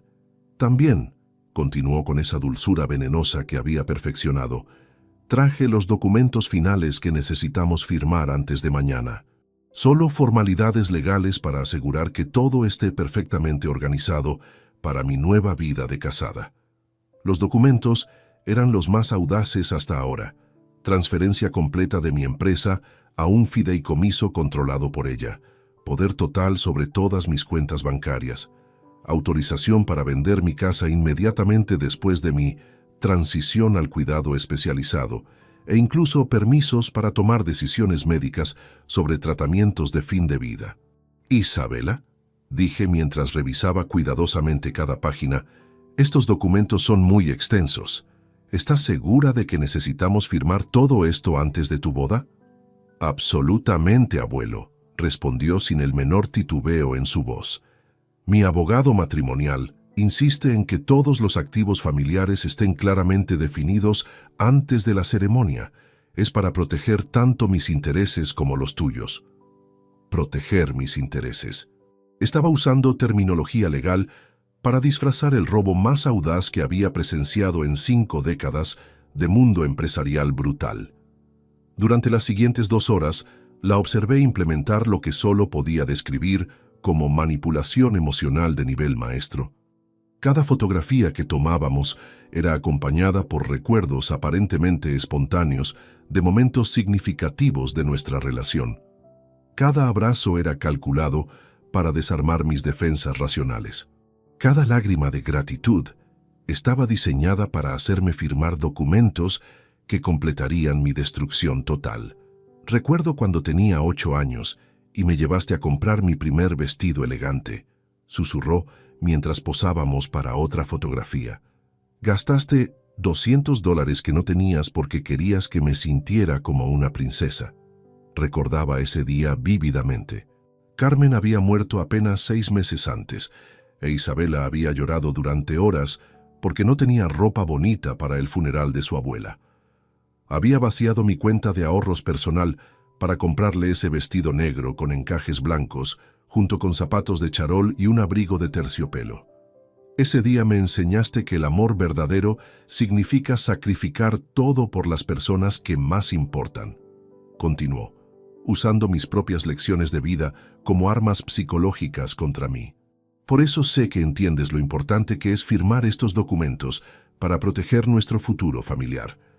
Cada palabra estaba calculada para weaponizar décadas de amor paternal genuino.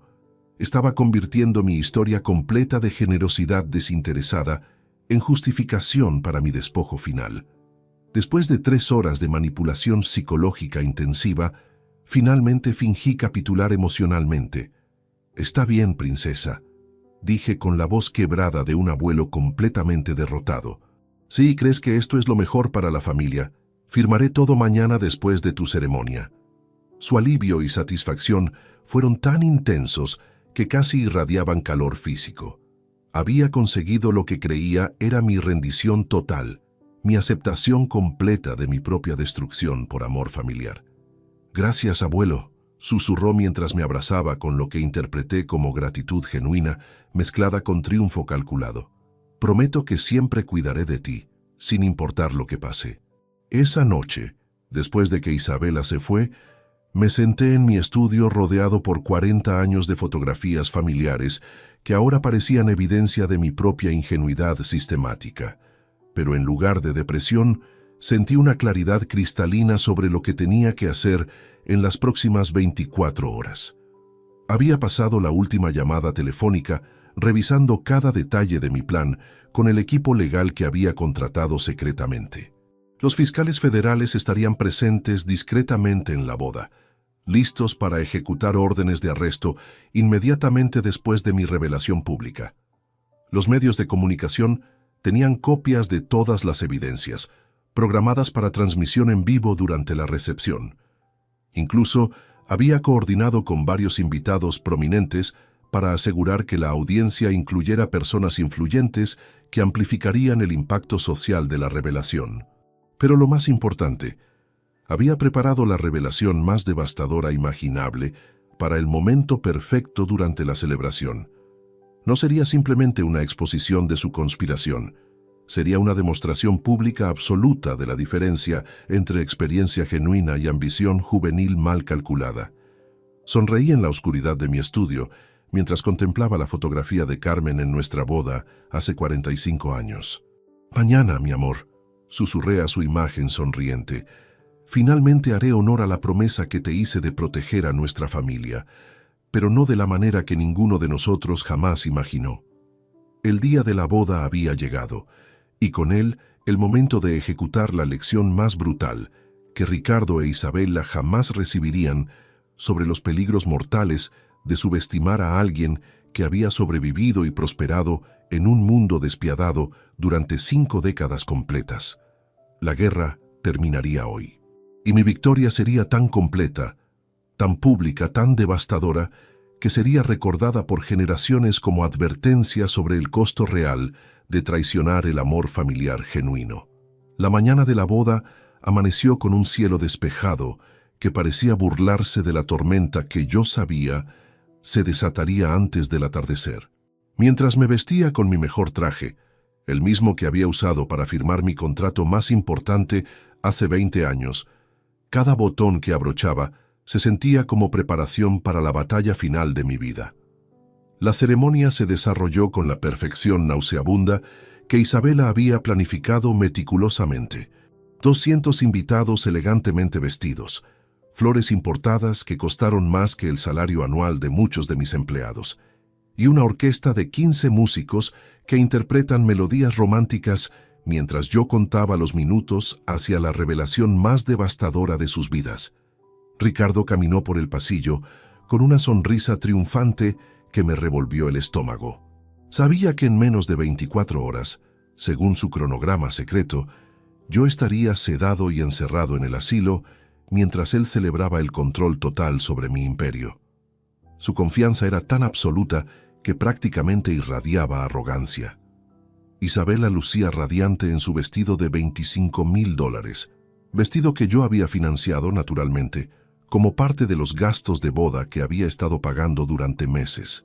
Cada perla de su tiara, cada diamante de sus aretes, cada detalle de su atuendo nupcial había sido comprado con dinero robado de las cuentas de la empresa que planeaban liquidar. Durante la ceremonia, fingí la emoción paternal que todos esperaban ver.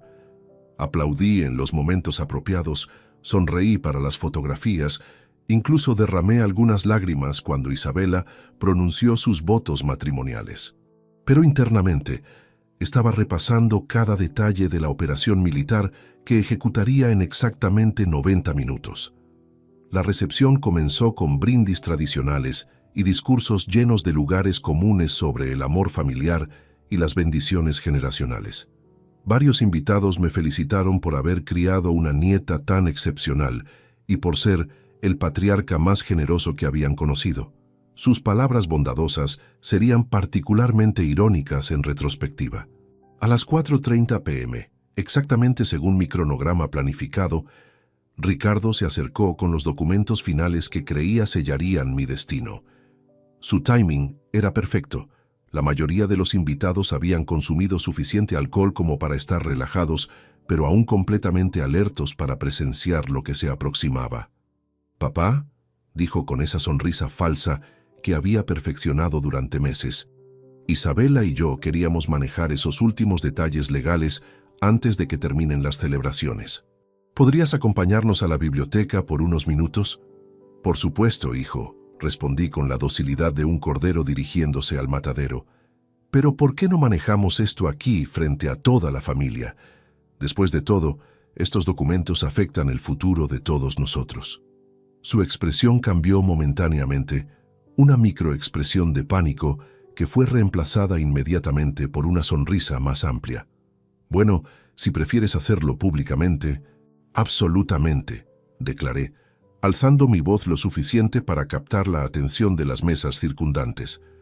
De hecho, creo que todos nuestros invitados deberían escuchar esto. Después de todo, se trata del legado que he construido para mi familia durante 45 años. Isabela se acercó rápidamente, sus ojos brillando con lo que interpretó como mi cooperación final. Abuelo, tal vez sería mejor... No, querida, interrumpí con firmeza creciente. Ha llegado el momento de que todos sepan exactamente qué tipo de legado he construido y qué tipo de familia he criado. Un silencio gradual se extendió por el salón cuando los invitados comenzaron a percibir que algo significativo estaba ocurriendo. Las conversaciones se detuvieron, las copas de champán se posaron sobre las mesas y todos los ojos se dirigieron hacia nosotros tres, parados en el centro del salón como actores en el escenario final de una tragedia griega. Ricardo, comencé con una voz que ganaba poder con cada palabra. Durante los últimos 6 meses, he estado observando con fascinación científica mientras tú e Isabela ejecutaban el plan más sofisticado de robo familiar que he presenciado en mi vida. Su rostro palideció instantáneamente, pero logró mantener una sonrisa nerviosa. Papá, no sé de qué estás hablando. ¿No? Pregunté, sacando lentamente una carpeta de documentos de mi chaqueta. ¿No sabes sobre los $47,000 que has estado robando gradualmente de las cuentas de la empresa durante los últimos 8 meses? Un murmullo de shock se extendió por el salón. Isabela trató de intervenir. Abuelo, estás confundido. ¿Confundido? Reí con una frialdad que hizo que varios invitados retrocedieran instintivamente. Como cuando Isabela cambió deliberadamente las fechas de mis citas médicas para crear evidencia falsa de mi supuesta demencia. O cuando tú, Ricardo, pagaste $75,000 al doctor Hernández para que falsificara reportes médicos sobre mi incapacidad mental. El silencio en el salón se volvió sepulcral. Pude ver las expresiones de los invitados transformándose de confusión a horror mientras comenzaban a comprender la magnitud de lo que estaba revelando. Durante 6 meses, continué, mi voz ahora proyectándose claramente por todo el salón. He documentado meticulosamente cada aspecto de su conspiración para robarme mi empresa de $900,000, vender mi casa y encerrarme en un asilo mientras ustedes celebraban con el dinero que robaron de mi vida entera. Ricardo finalmente explotó. «¡Estás loco, viejo! Todo lo que hicimos fue por tu propio bien». El insulto fue la gota que colmó el vaso. Me lancé hacia adelante y lo abofeteé con una fuerza que no sabía que aún poseía. «No me llames loco, parásito ingrato». Él perdió completamente el control, empujándome violentamente hacia atrás mientras gritaba: «Firma esos malditos documentos ahora mismo, o te haré internar por la fuerza». Gritos de horror llenaron el salón cuando varios invitados presenciaron a un hombre de 45 años atacando físicamente a su padre de 68 años en plena boda de su hija. Teléfonos celulares aparecieron instantáneamente, grabando cada segundo de su colapso público. Pero entonces Isabela hizo algo que ni yo había anticipado. Con lágrimas corriendo por su rostro, gritó con una desesperación que silenciaría el salón entero: «¡Basta! No puedo seguir con esta mentira». Se dirigió al centro del salón, su vestido de novia manchado por las lágrimas, y declaró con una voz que tembló pero nunca se quebró: «Abuelo tiene razón sobre todo, pero hay algo que él no sabe, algo que nadie sabe». Miró directamente a Ricardo con una furia que nunca había visto en sus ojos. «Papá, cuéntales a todos por qué realmente necesitabas el dinero del abuelo. Cuéntales sobre los $340,000 que robaste de la empresa durante los últimos 3 años. Cuéntales sobre tus deudas de juego. Cuéntales sobre los prestamistas que amenazaron con matarte si no pagabas antes de fin de año». El salón explotó en caos total. Ricardo se tambaleó como si hubiera recibido un golpe físico, mientras Isabela continuó su confesión devastadora. Él me chantajeó para participar en este plan. Me dijo que si no lo ayudaba a conseguir el dinero del abuelo, perdería la casa familiar, la empresa, todo. Me amenazó con arruinar mi boda, mi futuro, mi vida entera. Se dirigió hacia mí con los brazos extendidos. «Abuelo, perdóname. He estado documentando todo para protegerte, no para destruirte. Tengo grabaciones de cada amenaza que papá me hizo, evidencia de cada dólar que robó, pruebas de su adicción al juego que ha estado ocultando durante años». En ese momento, los agentes federales que habían estado esperando discretamente entre los invitados se acercaron con órdenes de arresto. Ricardo, completamente derrotado y expuesto públicamente, no ofreció resistencia cuando le pusieron las esposas. Mientras los periodistas llegaban para cubrir lo que rápidamente se convertiría en el escándalo familiar más documentado del año, abracé a Isabela, quien lloró en mis brazos como la niña asustada que había sido durante todo este ordeal. «Abuelo», susurró entre sollozos, «siento haberte hecho creer que te había traicionado, pero era la única manera de obtener evidencia suficiente para protegerte de él». Miré alrededor del salón, donde 200 invitados presenciaban la destrucción total de Ricardo, social, legal, financiera y familiar. Su reputación estaba arruinada para siempre, sus amistades empresariales terminadas, su futuro reducido a años de prisión federal. Había subestimado fatalmente a 2 personas, a mí, creyendo que la edad equivalía a debilidad, y a su propia hija, asumiendo que el miedo la mantendría silenciosa para siempre. Mientras los medios documentaban su arresto y su empresa de transporte lo llevaba hacia una celda federal, sonreí con una satisfacción que había estado esperando durante 6 meses de tortura psicológica. La lección había sido enseñada, la justicia había sido servida, y el legado familiar había sido preservado exactamente como lo había prometido a Carmen décadas atrás. Nunca subestimen a alguien que construyó un imperio desde cero. Y nunca olviden que la experiencia real siempre triunfa sobre la ambición mal calculada.